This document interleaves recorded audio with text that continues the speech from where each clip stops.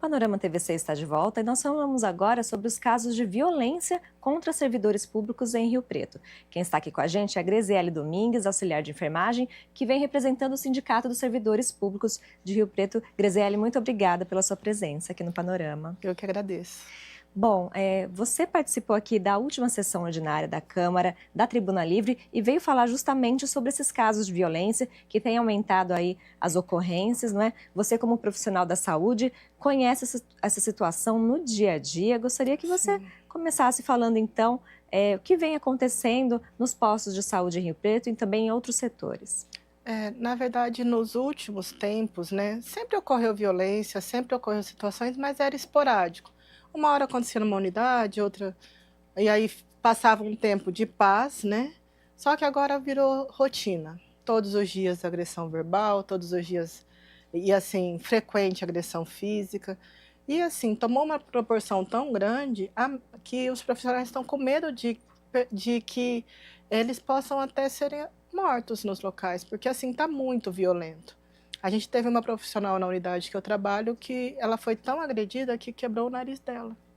Ela precisou de afastamento, ela teve lesões muito sérias, ela tinha feito uma cirurgia neurológica que assim, o problema dela foi muito grave. E assim, se os outros profissionais não contêm o agressor, ela poderia ter sido morta. Então assim, a gente está vivendo isso em meio a uma situação no qual a saúde em si já é muito vulnerável. Só que você ter o profissional sem condições de trabalho é muito ruim, porque a gente não quer trabalhar nesses lugares, a gente não quer continuar nesses espaços. A gente tem um abandono do trabalho muito grande. A secretaria, inclusive, eu acabei obtendo essa informação, que eles não estão conseguindo repor o quadro de profissionais. As pessoas não querem trabalhar nas UPAs, não querem trabalhar nas unidades por medo. É a principal causa. Sempre se contratou apenas dizendo onde a pessoa poderia ir trabalhar. Hoje não, a pessoa primeiro vai ao local, ela dá uma olhada e vê se ela vai conseguir trabalhar ali, e eles não estão conseguindo preencher o quadro. A gente está falando aí de profissionais dos setores administrativos, dos próprios profissionais de saúde, como você que é auxiliar de enfermagem, né? Todos Isso. acabam sofrendo com essa situação. Sim, não existe aquele profissional que não tá sofrendo com as agressões. Teve um período que era mais com o pessoal da enfermagem, ou com os administrativos, mas a gente está tendo muitos casos com os médicos também. Porque até então, o profissional médico, ele acabava sendo mais protegido. Mas hoje não, hoje a agressão está geral com todos os profissionais, infelizmente. E quais são as reclamações dessas pessoas? Por que eles chegam até esse ponto de agredir um profissional? Existe algumas situações que a gente leva em consideração. Muitos reclamam da demora do atendimento, só que por mais que a gente faça mais rápido, saúde não é brincadeira, saúde é muito sério. A gente fazer um atendimento rápido pode significar que aquele profissional não viu exatamente o que a pessoa tinha. Ele pode não ter percebido uma gravidade, né? E pode também correr um erro no preparo, por exemplo, de uma medicação. Então, você pedir que o profissional atenda muito rápido, ou que o profissional faça tudo correndo, se a gente pode, ao invés de melhorar o quadro do paciente, levar ele ao óbito. Então, a gente tem essa situação, que é a demora.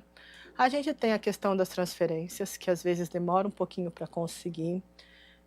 Por conta de vaga nos hospitais, a gente teve em Rio Preto uma perda de hospitais muito grande. A gente tinha até no começo dos anos 2000 ali, a gente tinha três hospitais que atendiam o SUS. No final de 2016, a gente perdeu o IELAR, que também atendia SUS. A gente tem a Santa Casa como referência para o município. E o hospital de base, que atende regional, ele atende pacientes do estado. Então, as vagas para Rio Preto é muito pouco. Só que a população aumentou. A população de Rio Preto dobrou desse período. E a gente também tem muitas pessoas que vêm de fora para esse atendimento. Então, assim, por mais que a gente faça mais rápido, a gente faça o nosso melhor, para a pessoa que está esperando, sempre é pouco, sempre é muito lento. E eles não entendem essa logística do atendimento, porque a prioridade é aquele atendimento com eficiência naquele momento, não a gente correr com o atendimento, correr com a transferência, porque às vezes você corre com uma transferência e o paciente fica instável. E nesse período, ao invés de melhorar o quadro dele, você agravar. Então, assim, para quem está esperando, parece que a gente está atrasando, a gente está fazendo o corpo mole, não é assim que funciona. A gente tem que fazer o melhor para garantir a saúde daquela pessoa. Isso justamente o que eu ia comentar, né? A população deve entender que existem protocolos que devem ser seguidos e que os pacientes que estão em situação mais grave serão atendidos primeiro, é isso? Sim, e o principal é a gente compreender que a gente precisa trabalhar pensando na segurança do paciente.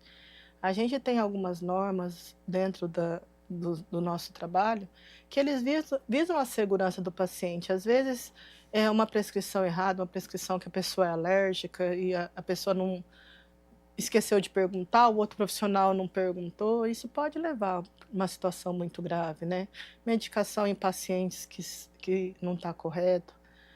A gente precisa fazer tudo com muito cuidado, né? O erro médico, e durante muito tempo, ele foi uma dos principais problemas dentro do serviço de saúde.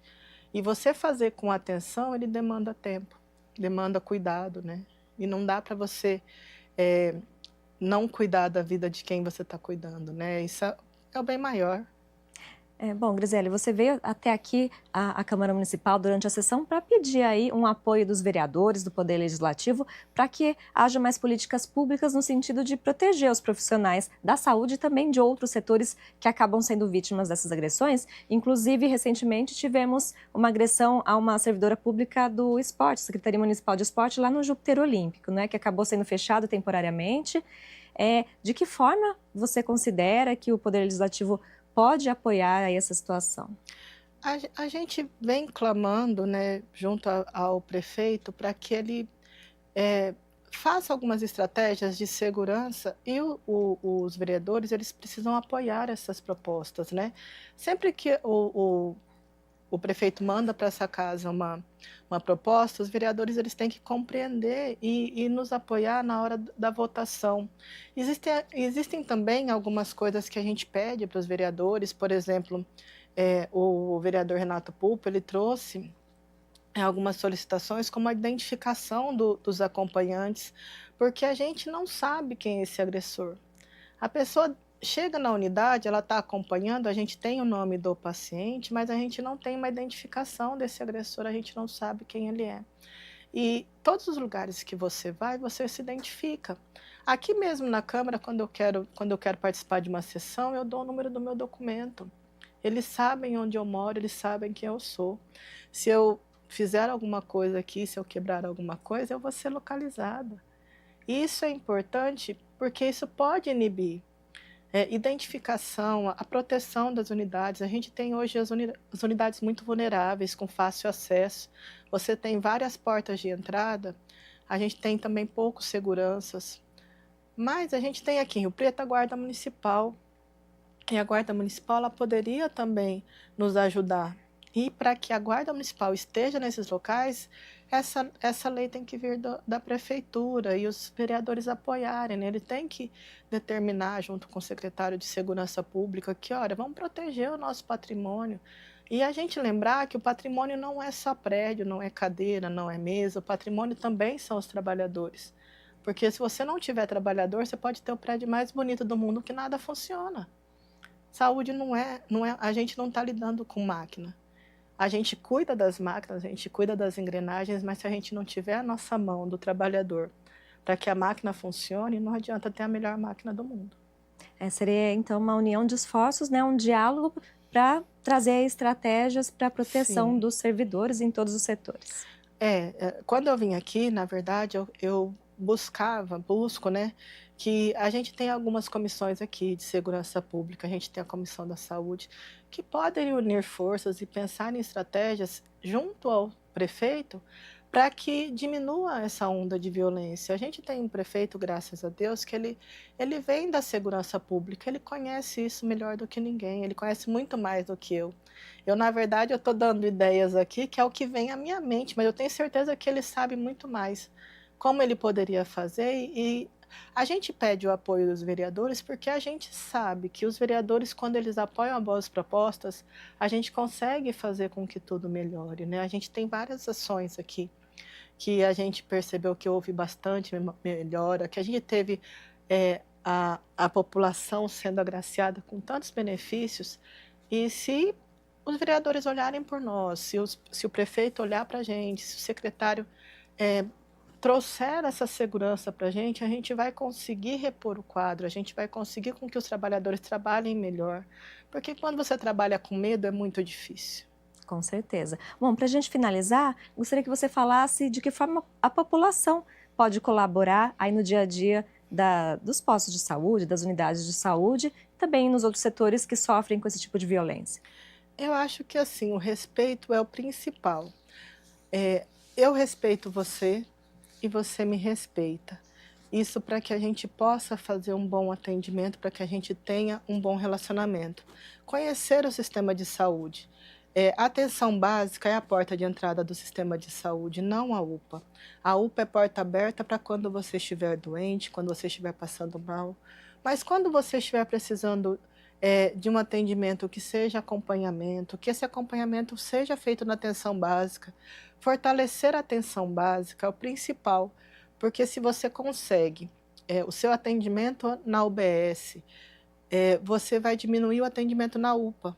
E aí você vai diminuir a demora, você vai ter uma eficiência na sua saúde, você vai cuidar. E eu sempre penso o seguinte, a gente precisa cuidar da saúde para não precisar cuidar da doença. Tá certo. Graziele, muito obrigada pela sua participação e a TV Câmara à disposição aqui para quando vocês precisarem. Muito obrigada. Obrigada por me abrir esse espaço. Obrigada.